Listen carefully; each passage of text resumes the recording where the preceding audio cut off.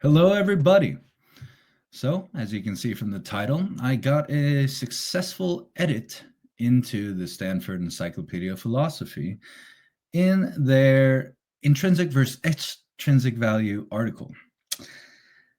But it isn't as impressive or as substantial as I had wanted. So, in the Intrinsic versus Extrinsic article, they analyze kind of every theory about intrinsic versus extrinsic value, the classical dichotomy. You could say that this is a classical dichotomy between objective and subjective value. Objective in this sense, not meaning the modern sense, but in the traditional sense of that the object has all the value in itself intrinsically. Or the subjective value, meaning the subject, the perceiver of the object, or it gives all the value itself, and it's unrelated sort of to the object. And this is sort of extrinsic value. Ayn Rand updated this into a trichotomy, into intrinsic, objective, subjective. So intrinsic holds the same traditional meaning that the object has value in itself. And subjective means extrinsic here, that it is value is just created in the mind of the observer, and it really just, it's not really clear what it's based off of, but it's perceptual, it's in the moment, it has nothing to do with the object itself. It's more just what I feel. And then Ayn Rand's updated third option is the objective theory of value, meaning that it's a relational thing between the object and the subject. The subject observes the object and creates value based on the facts of reality and the goals of the observer, and justifies this using reason. So it's not based off of feelings. It's not based off of what is in the object itself, whatever that might mean. No, it is a relational thing. So this is the updated trichotomy now. So I was in contact with some of the editors from the Stanford Encyclopedia of Philosophy and said that I think there was something missing here. They had talked about a bunch of different extrinsic and intrinsic theories of value, everything from Platonists to Kant to Dewey and everywhere in between. But somehow they had forgot Rand in this debate.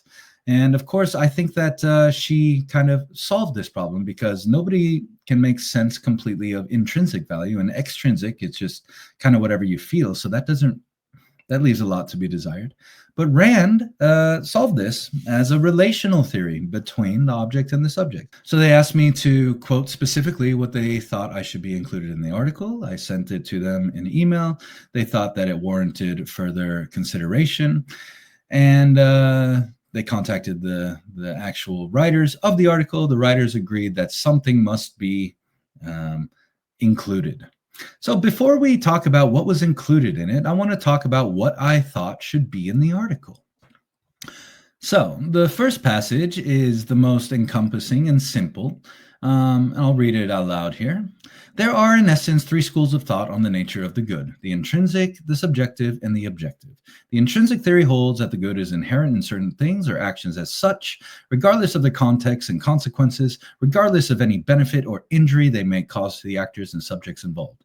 It is a theory that divorces the concept of good from beneficiaries and the concept of value from valuer and purpose, claiming that the good is good in, by, and of itself. So that is a pretty clear summary of what the intrinsic valuers think. Now, there's a bunch of disagreement on exactly how it is in itself and how it is perceived, but this is the fundamental encapsulation of the concept of intrinsic value. So, moving on, the subjectivist theory holds that the good bears no relation to the facts of reality, that it is the product of man's consciousness created by his feelings, desires, intuitions, or whims, and that it is merely an arbitrary postulate or an emotional commitment. All right, so yes, but yeah, it's just what's true for you isn't true for me type thing. You know, it's just what I feel, man. It's quite a lazy thought here. So, the intrinsic theory holds that the good resides in some sort of reality independent of man's consciousness. The subjectivist theory holds that the good resides in man's consciousness independent of reality. Very nice way of putting it.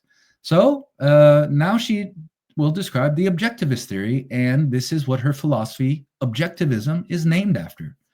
So, the objective theory holds that the good is neither an attribute of things in themselves nor of man's emotional states, but an evaluation of the facts of reality by man's consciousness according to a rational standard of value. Rational in this context means derived from the facts of reality and validated by a process of reason. The objective theory holds that the good is an aspect of reality in relation to man, and that it must be discovered, not invented by man. Fundamental to an objective theory of values is the question of value to whom and for what. An objective theory does not permit context dropping or concept stealing. It does not permit the separation of value from purpose or of the good from beneficiaries and of man's actions from reason. That is a quite clear trichotomy here and updated from the classical dichotomy. And this is Ayn Rand's perhaps greatest contribution to philosophy, is understanding that value is created objectively. I might add here that this also solves the is-ought gap. I've done a video about it, but just quite simply, it is that life cannot be lived without value, and values cannot be created without life. So severing value from the fact of living is an impossibility. Anyway, so that was the first section. There was another section I wanted to include here. So this is the second passage that I sent to Stanford Encyclopedia of Philosophy that I thought should be included. This one is much more extensive and technical. So instead of just referring to it broadly as intrinsic value, she goes into the specific schools or camps within the idea. So let's read it aloud here. Now refer to the 4 historical schools of thought on the issue of concepts, which are listed in the foreword to this work, and observe that the dichotomy of intrinsic or subjective has played havoc with this issue, as it has with every issue involving the relationship of consciousness to existence. The extreme realist or Platonist and the moderate realist Aristotelian schools of thought regard the reference of concepts as intrinsic, i.e. as universals, inherent in things, either as archetypes or as metaphysical essences, as special existence unrelated to man's consciousness, to be perceived by man directly like any other kind of concrete existence, but perceived by some non-sensory or extrasensory means.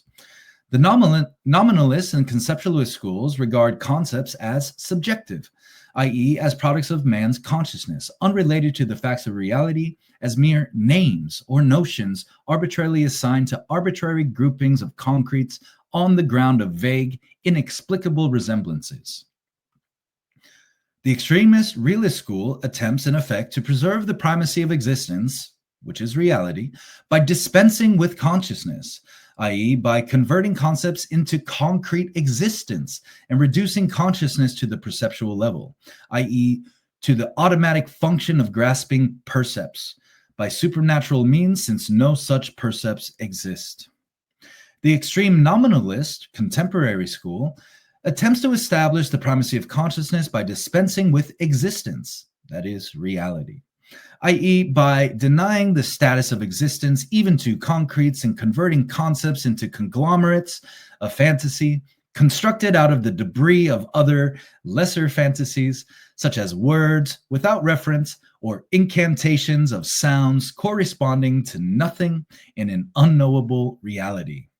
To compound the chaos, it must be noted that the Platonist school begins by accepting the primacy of consciousness, by reversing the relationship of consciousness to existence, by assuming that reality must conform to the content of consciousness, not the other way around, on the premise that the presence of any notion of man's mind proves the existence of a corresponding referent in reality.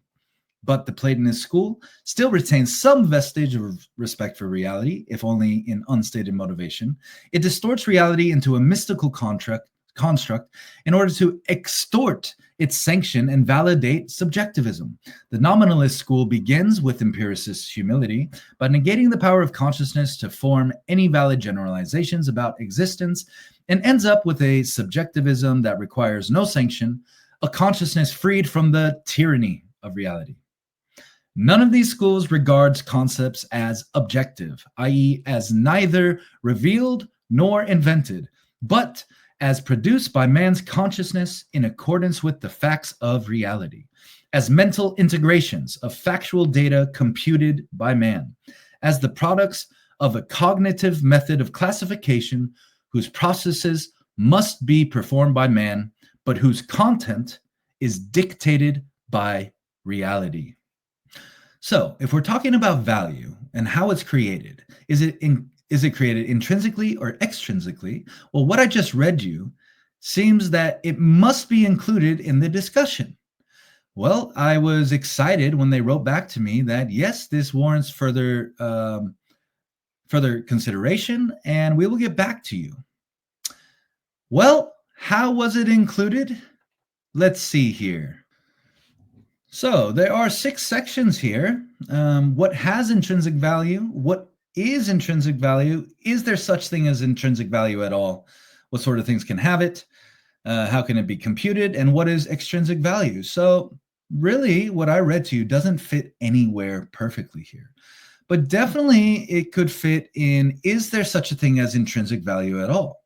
But of course, it is not only refuting intrinsic value, it's also refuting extrinsic value. So I suggested that there could be a paragraph inserted in this section that explains the updated trichotomy.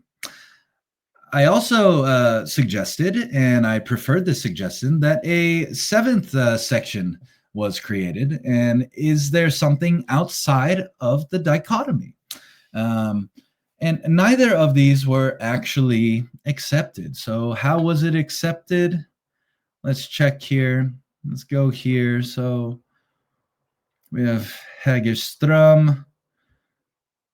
We have John Dewey. And then after the section on John Dewey and his pragmatic nonsense, we have a footnote here. And this footnote says, for another approach that rejects both notions of intrinsic and extrinsic value, see Rand. Well, I succeeded in anyway getting them to acknowledge Rand in some form. Of course, it is the minimal form possible, just a small footnote. And I might add that they wanted to, their original wording was for another approach that rejects intrinsicism, see Rand. And I said, well, even that is not correct. It rejects both intrinsicism and extrinsicism. And they said they would review it and consider my new wording. They accepted it, and there it is. So this was my attempt to get Rand into the article. She is, but only as a footnote. So I want to close this video out with discussing why. Why is Rand's updated trichotomy, and indeed her epistemology generally, her metaphysics, her ethics, and the rest more or less rejected or ignored by the academy, by the academic world? Well, it's a tough question to answer, but what is dominating academia is postmodernism right now. And postmodernism is the idea that things are always in a flux, that things aren't really knowable. It's either random or complex and disintegrated, and that's the way reality is. But that's not the way reality is. Reality has identity, and everything within it has identity. And Rand pointed this out. And I think the big problem that the modern intellectuals have with Rand is that she thought that the government should only protect the rights of people and should do nothing else. And this is essentially anti-communism, anti-egalitarian, anti-socialism. And the academics, they love these things because they believe anyway that these systems of collectivism and authoritarianism and top-down control will give them more power and take away power from the billionaires, the B words, the horrible people that shouldn't have anything, that are destroying society in their minds, in the minds of the postmodernist. So I think that this is the reason why she is rejected, not for any actual reasons. Of course, this is just one contribution she has made. She has made many more. I have made some videos on it, and I will continue to make more. So I think that her time will come. This infinite flux of unknowable complexity and subjectivity and perhaps solipsism and nihilism and whatever you want to say will come to an end because it makes no sense. So the next age is the age of objectivity. And I think Rand will be taught in academia as she should. So this has been me actually thinking today. If you enjoyed it, let me know. If you think I did a bad job, let me know as well. And I'll see you in the next one.